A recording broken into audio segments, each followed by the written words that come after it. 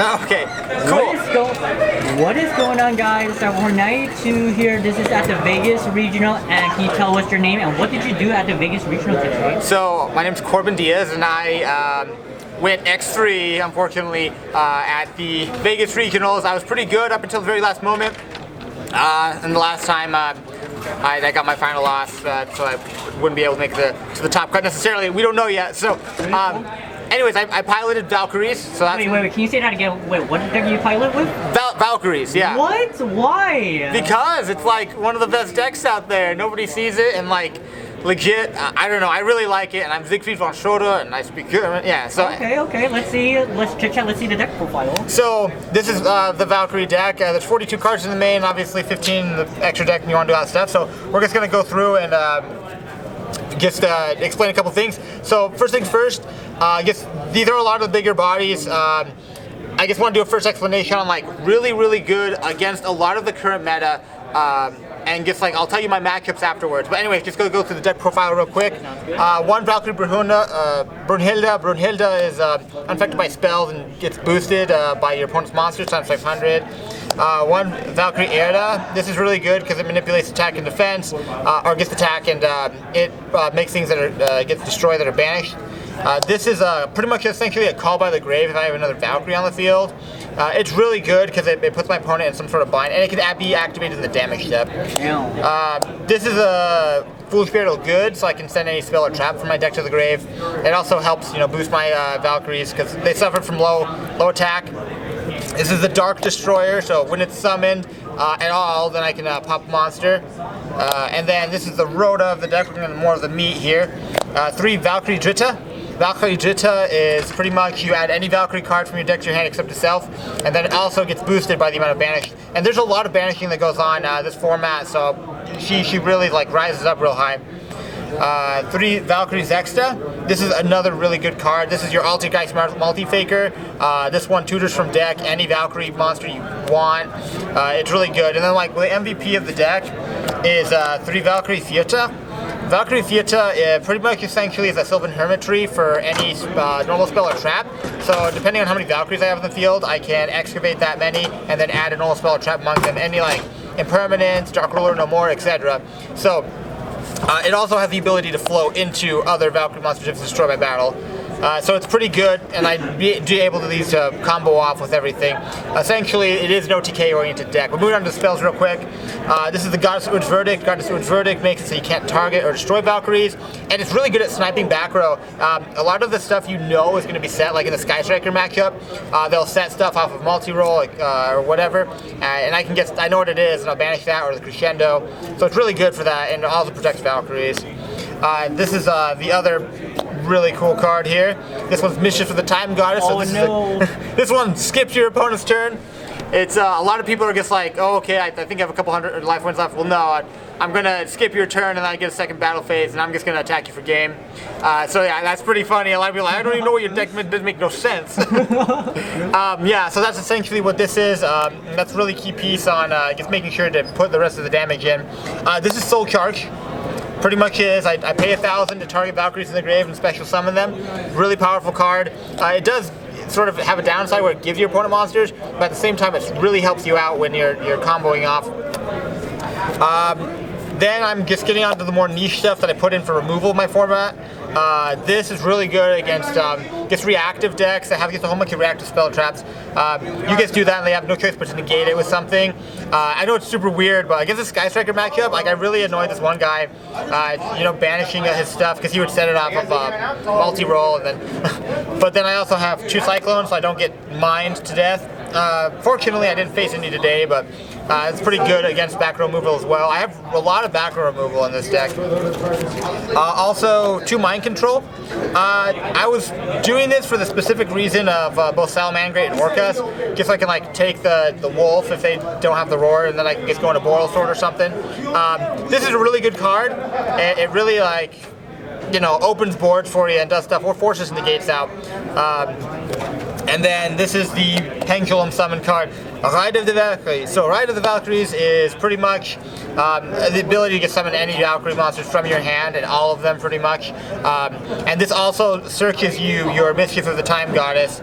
So that's like, they both work in tandem, on top of being able to protect you from damage if you summon 3 or more, so you don't get OTK'd next turn. Makes sense. And then some other stuff that's just like self-explanatory. A lot of nowadays, like, this is like the best card. It's a pot of greed pretty much. Who cares about the extra deck, right? Yeah, so there's a 3 Pot of Extravagance here. So that's self-explanatory. And then gets a lot of one-ofs. This is, I guess, the spot removal. It banishes an opponent's monster. If I have a Valkyrie, it switches to defense. Monster Born, really good. You can get like take a Dingershu from the grave, have to do something weird, but it's really good. All these normal spells are just things I can add off of the one monster I had, Valkyrie Fierta. It's just really, really good. Reasoning's another really good one. The levels are all over the place, so it's like Cosmo again, where they can't really find out which level they want to call. Monster Gate is another thing. Like if you have a dead one, you can just tutor out into another one in the deck, and chances are you'll run into like the Rhoda guy or the Multi-Fake or even the Valkyrie Fierta. Transmodify, pretty much, you know, they all climb up in levels, and they're pretty much better the higher level they get. So you'll just do this, and you can just pretty much bring any Valkyrie you want out. 1 day apiece, protect me. And then this other card right here, but I'll tell you in 2 seconds. So 1 day of peace, obviously, something I could add as well. And then 1 for 1 to bring out the Valkyrie's extra. Anyways, last card is Rise to Full Height. This was actually really, well, in other matchups and other tournaments, this is really clutch, just on like, it prevents my opponent from OTKing as well. I have a lot of things to protect me from just being obliterated the next turn. And the thing is, I usually just set this and then just have it get sent to the grave or something. And I don't know if you've ever heard the Omega Loop with this. They do something stupid. But this is another thing to just help me in the turn. And then I'm just going to go over the extra deck real quick. It's just a lot of, like, obviously, like, the staple. Yeah, staple stuff that removes, literally God right here, Portal Sword, and gets a whole bunch of other things. Just like, I'm pretty sure you see this in all stuff like Guru Control or maybe even Altergeist. Gets on like a lot of these generic Link monsters and XYZ monsters or etc. that are really good. So YUGIOH is actually a really good card that I can go into, just because I can Link spam and to bring out this big guy and then be able to tutor out the best hand possible, and then just other removal cards. But ultimately, or actually I'm just going to go over the side real quick. We have 3 evenly matched. Yeah, I guess I really didn't like back row decks and stun decks. I'm fortunate, or yeah, I didn't face any this time around, but I did face Striker, and this really helped me push out like those kind of wins. And make it roll well. Yeah, just so there's that.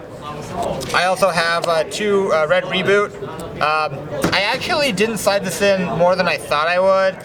I'm really starting to think maybe something is better because I have so much back row removal. Things do stop me, but at the same time, it's sort of a trade-off of what kind of advantage I want versus what kind of cards I want to keep. Dark Ruler No More. This is a really good card, but I didn't have the need to use it this time around. I mean, Thunder Dragons weren't that prevalent. My first matchup was. I'll explain that in a second, but then I'm just going to show you these 2 good cards here. Called by the Grave. 1 Regeki, 1 Super Polymerization, just because I have the room in my extra deck. Would you play more than 1 Super Poly? Not necessarily, because I want to like max out on the full advantage of all the normal spells and stuff in my deck to just be able to get. So like, if I draw it, good. If I don't, then that's it. That's pretty much my philosophy behind it. 1 Droll, 1 Lancia. I know it's weird, like I think I was really like tough on trying to fit room in for a whole bunch of other stuff, so there was that. Didn't really see much on these part, but the guy who was an MVP in my second round was Nibiru. Yeah, Nibiru is the new card everybody loves. Against the Pendulum player that I faced, he was really putting out, or trying to. He was trying his very best, and unfortunately I sucked his board away with this guy.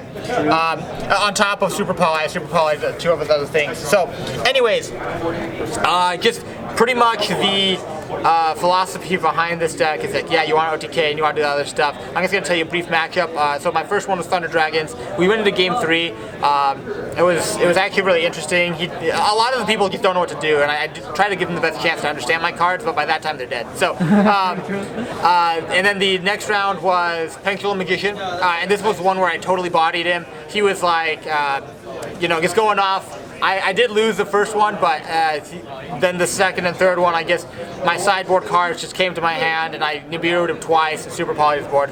Game 3, I believe, oh man, I totally forgot. I'll get back to that one. But game 4 was the tough one because that's the one where I got hit by another Pendulum Magician guy. He set up a board pretty much phenomenally. He was a good player, but I guess my deck wasn't cooperating, and I got the bad hands. The one matchup after that, I did get, I believe I faced, I don't know, the True Draco deck, something stun oriented.